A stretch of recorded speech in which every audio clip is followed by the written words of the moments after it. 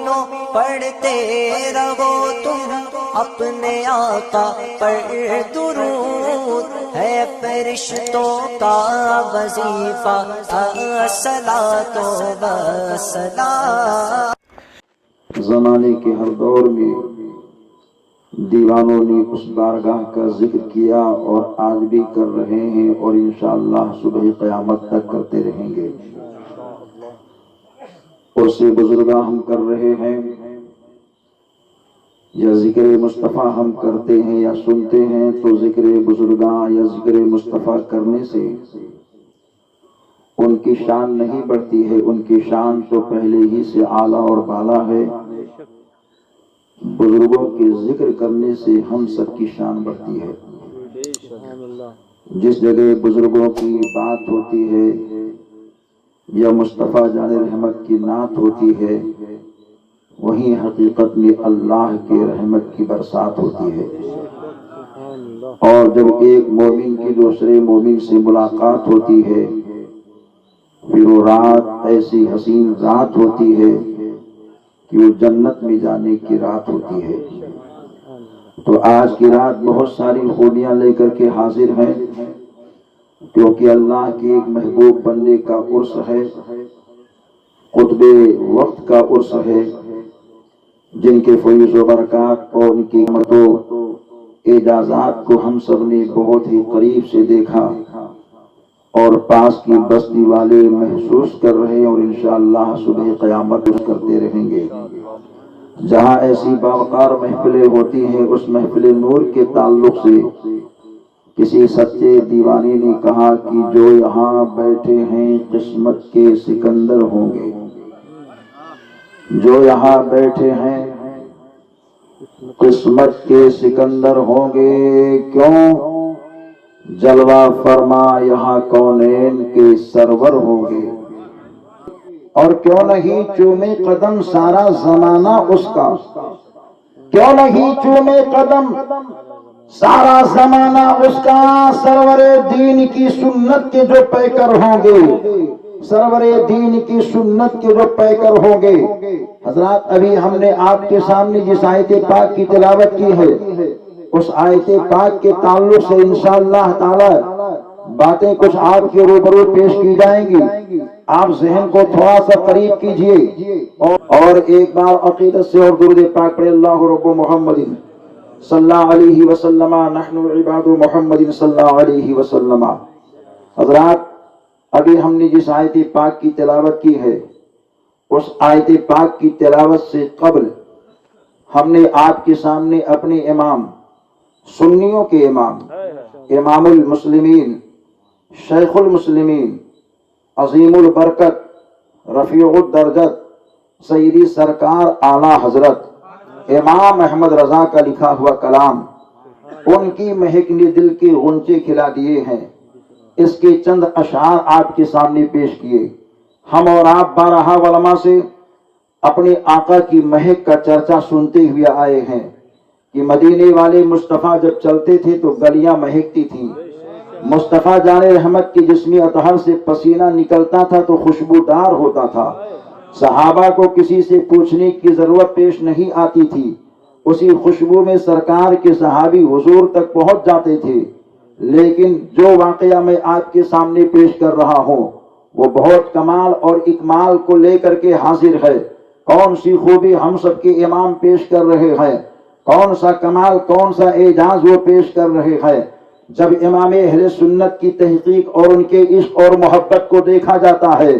تو لگتا ہے صحیح ہے کہ انہوں نے لکھا نہیں ہے، بلکہ جب یہ سارے معاملات ہو رہے تھے تو وہاں ہاتھ باندھے کھڑے ہو کر کے محسوس کر رہے تھے۔ اتنے کمال اور اتنی خوبیوں کے ساتھ حضور کی تعریف انہوں نے پیش کی ہے۔ واقعہ یہ ہے کہ ہم سب کے آقا دونوں عالم کے سرکار، جن کے والد کا نام حضرت عبداللہ ہے، جن کی ماں کا نام حضرت آمنہ ہے، جن کے دادا کا نام حضرت عبد المطلب ہے اور جن کی دادی کا نام حضرت فاطمہ بنت عمر مخزومیہ ہے، ان چاروں ناموں کو محفوظ رکھو اور اپنے آقا کا ذکر کو سنو، پھر ولی کے در تک پہنچو۔ کون ہے نبی یہ دو جہاں؟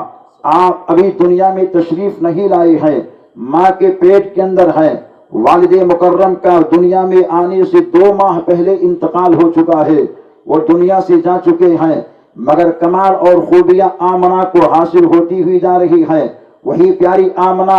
جب چلتی ہے تو گلی مہکتی ہے، آنگن میں آتی ہے تو آنگن مہکتا ہے، تھوک دیتی ہے تو خوشبو آتی ہے، یہاں تک کہ اسی خوشبو کو سونکھ کر کے ایک دن پڑوس کی عورتیں آنگن میں جمع ہوتی ہیں، اور فاطمہ بنت مخزومیہ جو سرکار کی ہونے والی دادی جان ہے، حضرت آمنہ کی ساس ہے، ان سے ان عورتوں نے شکایت کی، فاطمہ تو اپنی بہو کو ذرا پابند کر دے، کیونکہ یہ بہو تیری بہت تیز خوشبو کو لگا کر کے چلتی ہے، یہ چلتی ہے تو گلی مہکتی ہے، یہ چلتی ہے تو کوچا مہکتا ہے، یہ چلتی ہے تو نگر مہک جایا کرتا ہے۔ ایک بیوہ عورت، اور وہ بھی مکے کے اندر اتنا تیز خوشبو کو لگا کر کے چلتی ہے جس سے سب لوگ طنز کیا کرتے ہیں کہ آمنہ اتنا تیز خوشبو کیوں لگا کر کے چلتی ہے، بیوہ ہو گئی ہے، ان کو اپنی عزت کا خیال نہیں ہے۔ فاطمہ یہ بولتی، ہاں تم نے بھی خوشبو کو سونگھ لی ہے، میں نے بھی اس کو محسوس کیا ہے، ابھی میرے شوہر کو آنے دو، ضرور آج یہ شکایت رکھی جائے گی۔ اتنے میں حضرت عبد المطلب کا آنا ہوتا ہے۔ فاطمہ یہ بولتی ہے، میرے شوہر نامدار، آپ تو مکے کے کوچے اور بازار میں گھومتے ہیں، آپ کو کیا معلوم کہ گھر کے اندر کیا ہو رہا ہے؟ کہا فاطمہ بتاؤ کیا معاملہ ہے؟ تو وہ کہتی ہے معاملہ یہ ہے کہ ابھی پڑوس کی عورتیں آنگن میں آئی تھیں اور آمنہ کے تعلق سے ان عورتوں نے شکایت کی ہے کہ آمنہ بہت تیز خوشبو کو لگا کر کے چلتی ہے، ایک بیوہ اور اتنا تیز زبردست خوشبو کو لگا کر کے چلتی ہے جن کے چلنے سے خوشبو ہی خوشبو ہے، اٹھنے سے خوشبو ہی خوشبو ہے، بیٹھنے سے خوشبو ہی خوشبو ہے، تھوکنے سے خوشبو ہی خوشبو ہے۔ اپنی بہو کو آپ پابند کیجئے۔ تو عبد المطلب یہ کہتے ہیں تو گھر کے اندر حیران و پریشان ہے، میں مکے کے گلی اور کوچے میں حیران و پریشان ہوں۔ انہوں نے کہا آپ کیوں پریشان ہے؟ تو عبد المطلب یہ کہتے ہیں مجھ سے مکے کے لوگ بار بار یہ پوچھتے ہیں کہ اے عبد المطلب تیرے مکان کے در و دیوار سے بھینی بھینی خوشبو کہاں سے آ رہی ہے؟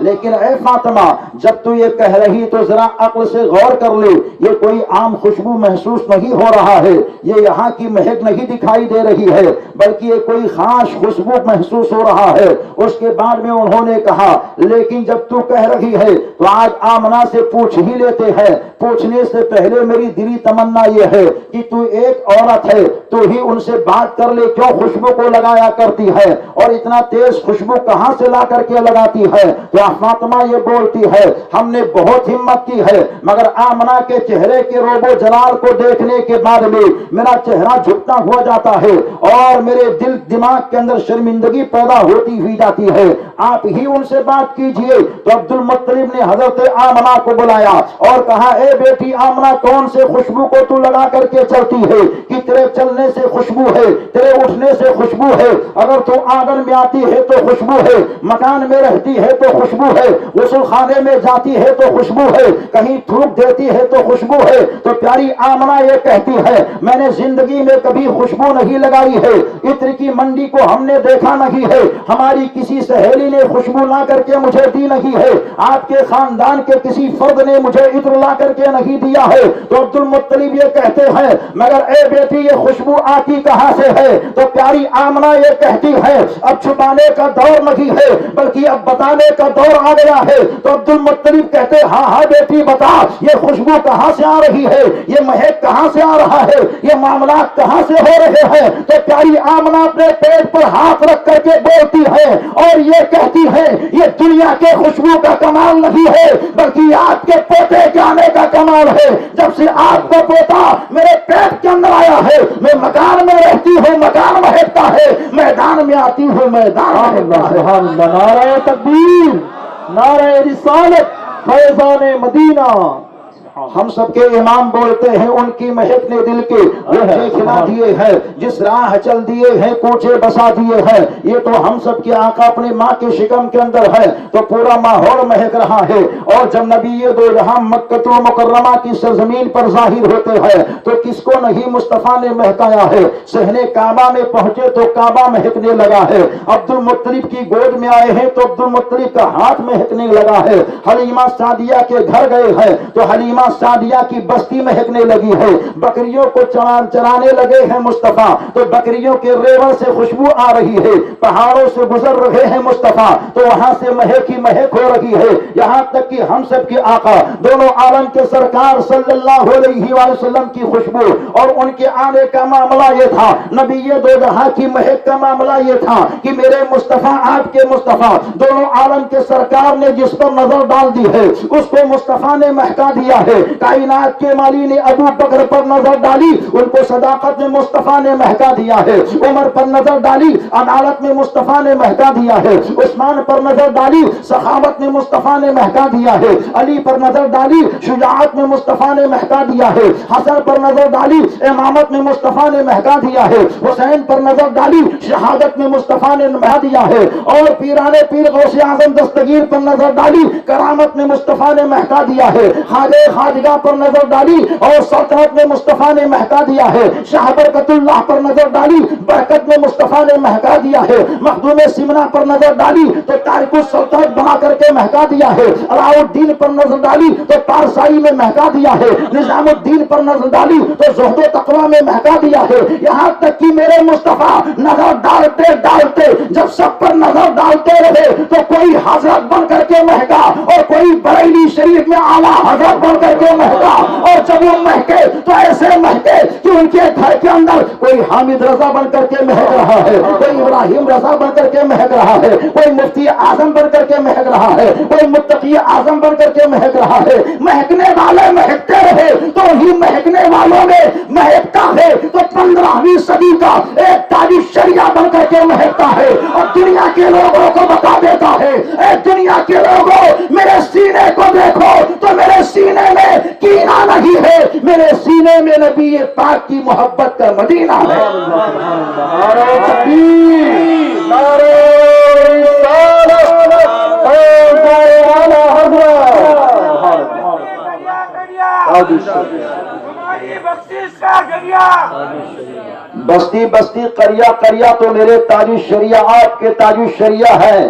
اب کہاں نہیں ہے تاج الشریعہ۔ پہلے لوگ یہ کہتے تھے بستی بستی قریہ قریہ تاج الشریعہ تاج الشریعہ، اب عاشق یہ کہتے ہیں بستی بستی ہی مت کہو، قریہ قریہ ہی مت کہو، بلکہ ہر گھر میں دیکھو تو تاج الشریعہ ہے، ہر سینے میں دیکھو تو تاج الشریعہ ہے، ہر انجمن میں دیکھو تو تاج الشریعہ ہے، ہر فکر میں دیکھو تو تاج الشریعہ ہے، ہر عشق میں دیکھو تو تاج الشریعہ ہے، ہر شعور میں دیکھو تو تاج الشریعہ ہے، ہر فتوے کی شان میں دیکھو تو تاج الشریعہ ہے، ہر محرر کی تحریر میں دیکھو تو تاج الشریعہ ہے، ہر عاشق کی تصنیف میں دیکھو تو تاج الشریعہ ہے، ہر مفتی کے فتوے میں دیکھو تو تاج الشریعہ ہے، کیونکہ تاج الشریعہ نے کام کیا ہے تو اپنی طبیعت کا کام نہیں کیا ہے، تاج الشریعہ نے کام کیا ہے تو نبی کی شریعت کا کام کیا ہے، اور جو نبی پاک کی شریعت کا کام کرتا ہے وہ انسان یہاں بھی کامیاب رہتا ہے، وہ انسان وہاں بھی کامیاب رہتا ہے۔